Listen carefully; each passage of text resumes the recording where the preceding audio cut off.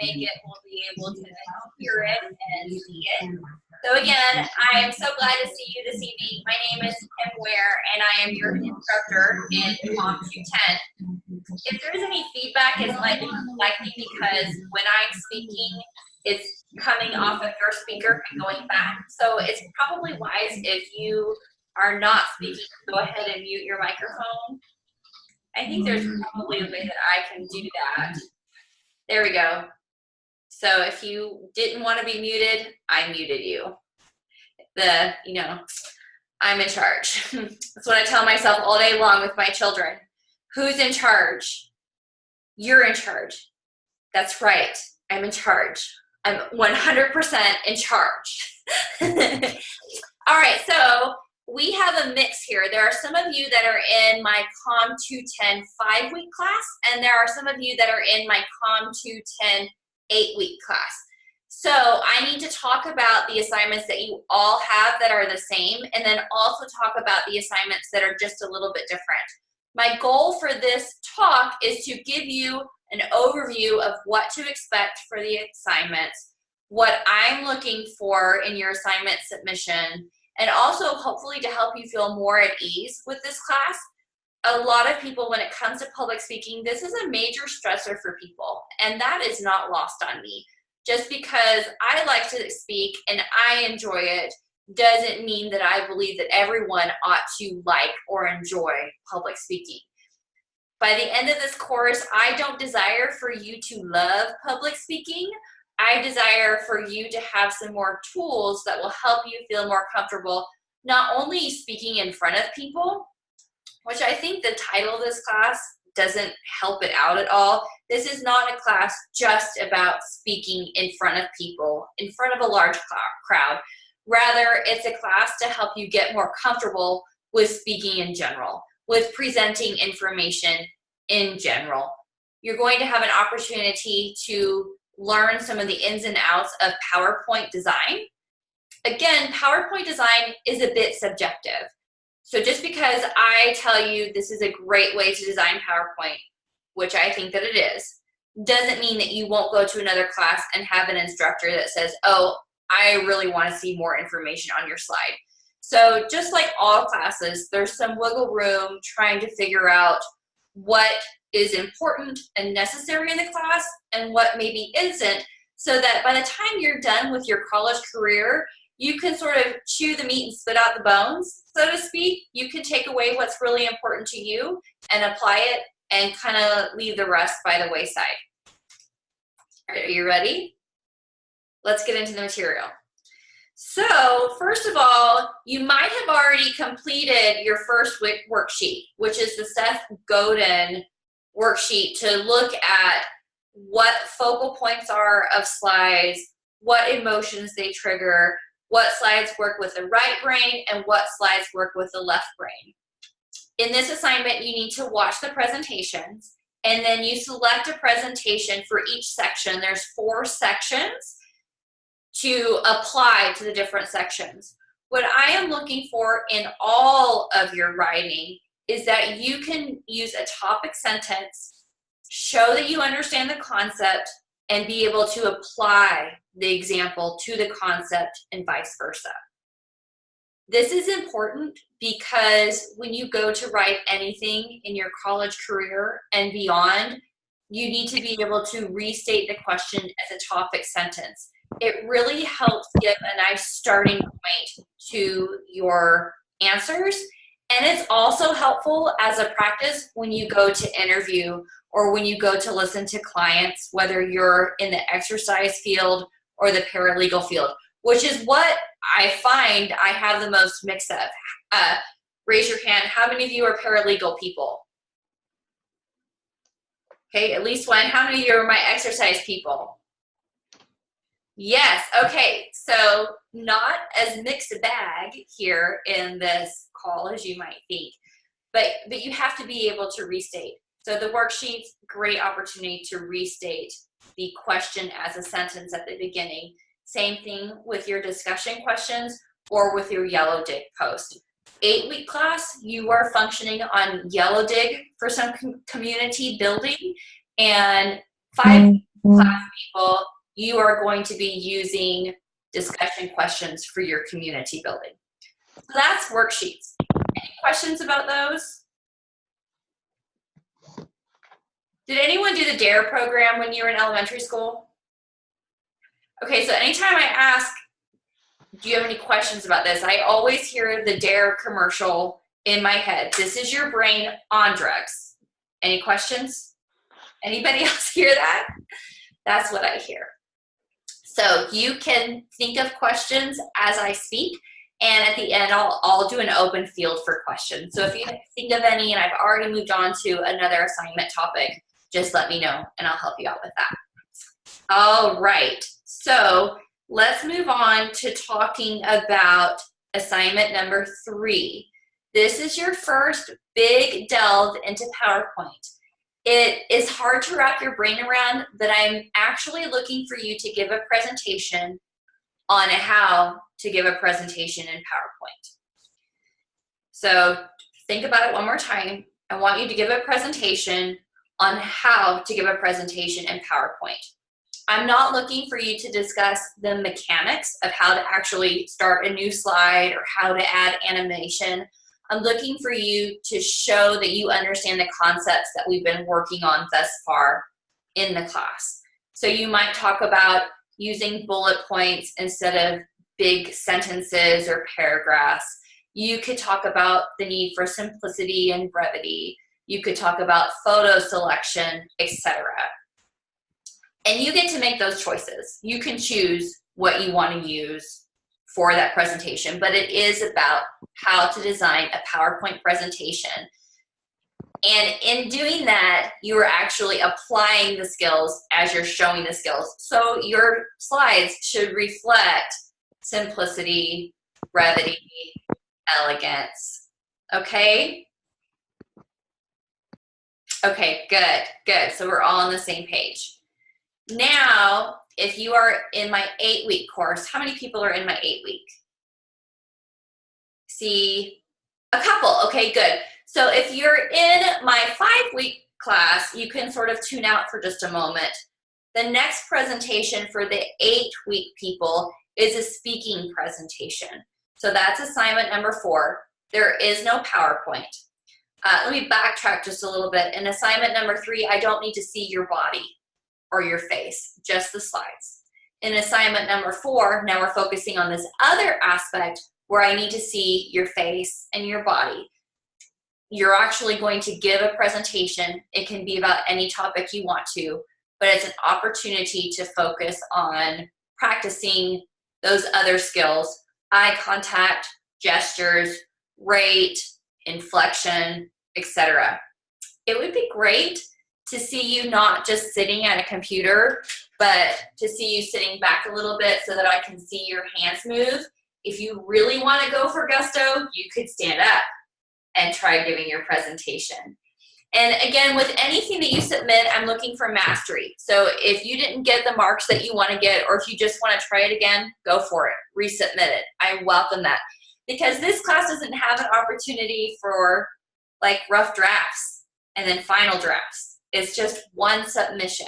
So if you want to keep practicing, please do. And that's what I'm here for. I would really prefer to coach you through this class than to be someone sitting here, wrong, right, wrong. That's not what I'm doing. I'm not judging you or evaluating you on your talent level or even on your skill.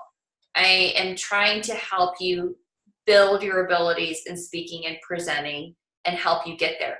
You're going to get all of your points if you meet all the requirements in submitting your assignment. It's pretty easy to pass this class, but you just have to put in the work to do it. Okay, so everybody can tune back in. Let's talk about the final assignment. The final assignment is Pecha Kucha. So you're all muted, but just say it for a second. Pecha Kucha. It's not Picha Kucha, although I won't make fun of you if you say it wrong, but it's Pecha Kucha, as far as I understand. Now, if I'm saying it wrong, you are welcome to make fun of me. Like, research it and let me know, and then I can't bet you money or anything, but In Com 210 world, I'll give you props. I'll make an announcement just about you if you find out that I'm saying it wrong. Okay? So that sounds like fun to me. Pecha Kucha is where we're putting everything together. Your ability to use PowerPoint with your ability to speak. This is a presentation that uses 20 slides, pictures only, no text. The slide each shows for 20 seconds, and you speak for 20 seconds. So 20 slides, 20 seconds, 20 seconds speaking. I do need to see your face and your body in the recording. This class uses Screencast-O-Matic and or ARC to record. If you have another way to record and you want to use like YouTube, a lot of people submit YouTube links to give their presentations. You're welcome to do that. Technically, I'm not a tech person, so I can't really help you with any technology errors, but I hear Brian has a great tech department, so I'm sure that they would be able to help you, and I can put you in touch with them to work through that. The final assignment is any topic of your choice, which is fun. If you have a hard time figuring out a topic, just message me and I can help you brainstorm and figure out what you might like to talk about. I want to talk about all these as a whole now. When you do your presentations, you're going to be submitting a speaking outline. One of the things I really want to work on with you in this class is moving from reading a script to actually speaking conversationally with your audience. I've been thinking a lot about Toastmasters. Have you heard of that program?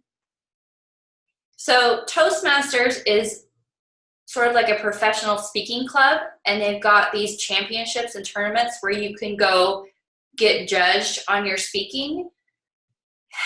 And while their speaking is very good, it comes across as scripted. And in real life, you don't want to be a manuscript speaker. No one wants to interact with an actor. They want to interact with a real person.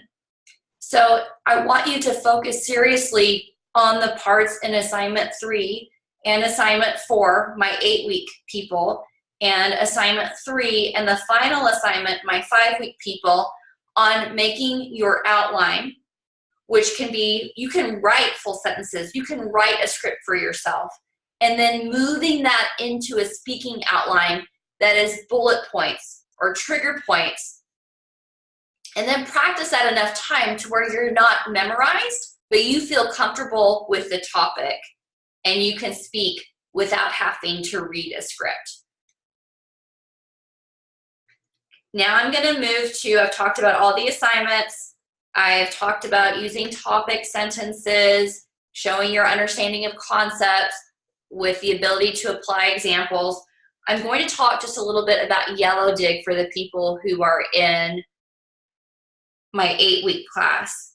I am looking for you to answer the sparks and to build community. It's the same way with discussion questions if you're in the 5-week class. We are in an online environment and we have some opportunity to interact with each other, like through these live events, but largely we're on our own. It's the beautiful thing about an online classroom is that you can manage your time. You can do it when it works for you. This is my job. And a lot of people are like, how do you work and do everything else that you do? Well, it's on my own terms. It's on my time schedule. And I have to be able to manage that, which is what you all do. But sometimes it can get lonely. And you can feel like you're the only person who is, doing this class. You can feel like you're the only person who is struggling to understand what in the world the right brain does versus the left brain when you're looking at slides, how to reach different learning styles. And you're not. You're not. We all have crazy busy lives and we all have a bunch of different things that we're dealing with. So Yellow Dig is a great opportunity for you to build community. I see a lot of people say, oh, it's nice to see you again. So there are other classes happening outside the scope of Com 210 that I'm not privy to. So you'll get to keep building relationships with people regardless of where you are in this class. So don't be an island. Get involved in discussion questions and Yellow Dig. If you're doing Yellow Dig, you can get a badge, and a badge is worth 5 points. Okay? This is big money. If a person asks you a question on your post and you respond to it, I will give you another badge for your response. If you get like 3 questions from 3 different people, I will give you 3 badges. The badges are unlimited. This is a great way to bolster your points. You're only supposed to earn 35 points in a week. I think it caps at that. But I might offer some incentive at the end of the class if you have over the total amount of 200 points to help you earn additional points if you need to. Because I want you to succeed. I want you to pass. I want you to be able to move on to the next class so that you can continue on with your goals. I'm looking through my notes. Okay, the final thing I want to talk about is fear.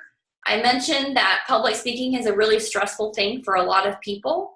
And if you feel really afraid or you feel inadequate, let me know so that I can work through that with you and so that I can help you.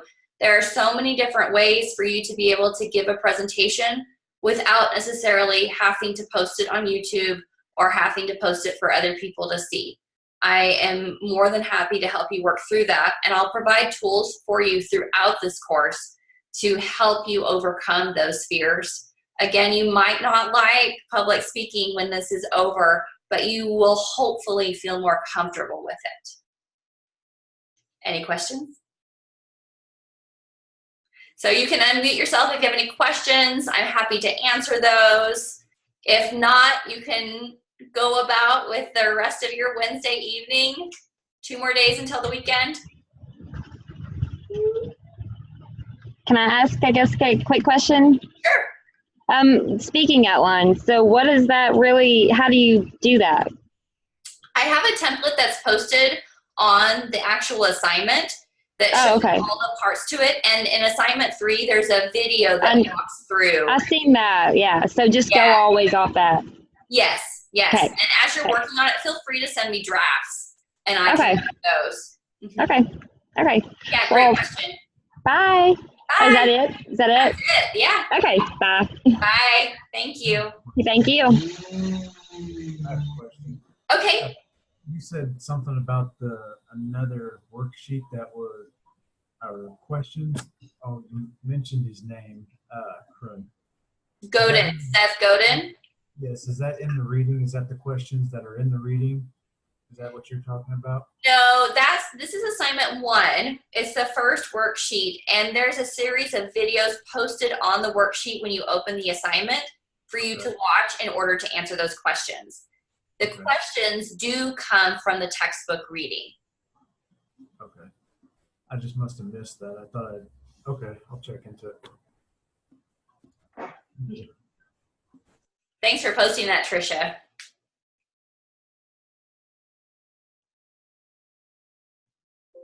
Yeah, hopefully we can help everybody not feel afraid.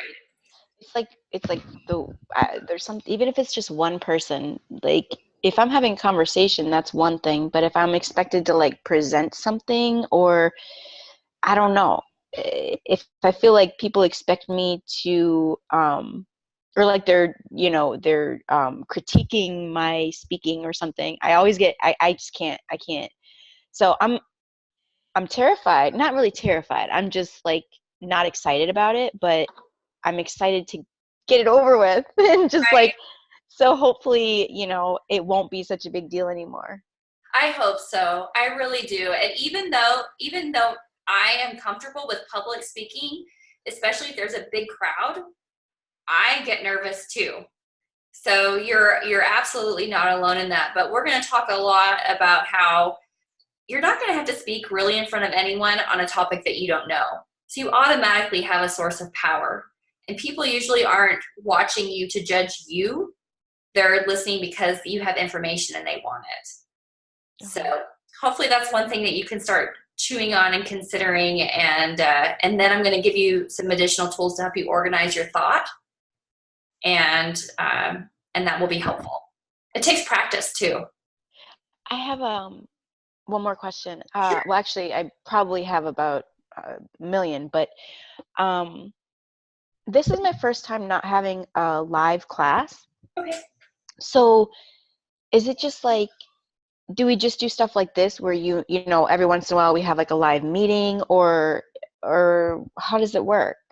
Or you just, you know, submit assignments and that's it, or what?